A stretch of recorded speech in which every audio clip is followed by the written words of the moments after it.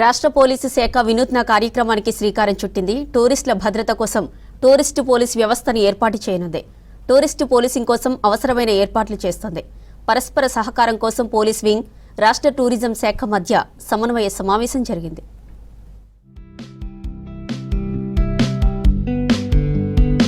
రాష్ట్రంలోని ప్రఖ్యాత ప్రాంతాల్లో పర్యటించేందుకు దేశ విదేశాల నుంచి టూరిస్టులు వివిధ జిల్లాలకు వస్తున్నారు. క్షేత్రస్థాయిలో టూరిస్టుల భద్రత కోసం పోలీసులు ఫోకస్ పెట్టాల్సి ఉంటుంది. మెడికల్, ఆధ్యాత్మిక, వినోద రంగాల కోసం వచ్చేవారి భద్రతకు ప్రత్యేక శ్రద్ధ చూపెట్టాల్సి ఉంటుంది.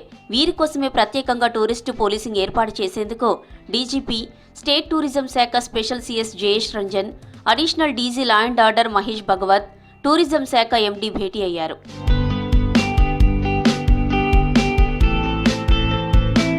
రాష్ట్రంలోని టూరిస్టు ప్రాంతాల్లో అవసరమైన 80 మంది పోలీసు సిబ్బందిని త్వరలో కేటాయించనున్నారు. వరల్డ్ టూరిజం డే సందర్భంగా టూరిస్టు పోలీసుల వ్యవస్థను సిద్ధం చేయాలని అధికారులు ప్లాన్ చేస్తున్నారు. పర్యాటక ప్రాంతాలైన అనంతగిరి, సోమశిల, రామప్ప, యాదగిరిగుట్ట, పోచంపల్లి, నాగార్జున సాగర్ సహా బుద్ధవనం, భద్రాచలం, అమరాబాద్ ప్రాంతాలలో టూరిస్టు పోలీసింగ్ ఏర్పాటుపై నజరు పెట్టారు.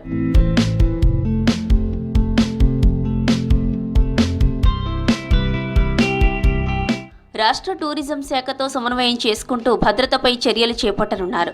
షూటింగ్ పర్మిషన్లు, ప్రత్యేక కార్యక్రమాల నిర్వహణ కోసం పర్యాటక శాఖ విధి విధానాలను రూపొందించాలని ఉన్నత అధికారులు సూచిస్తున్నారు. ముందే నిర్దేశించిన టూరిస్టు ప్లేస్లలో పోలీసు వ్యవస్థ పనిచేయనుంది.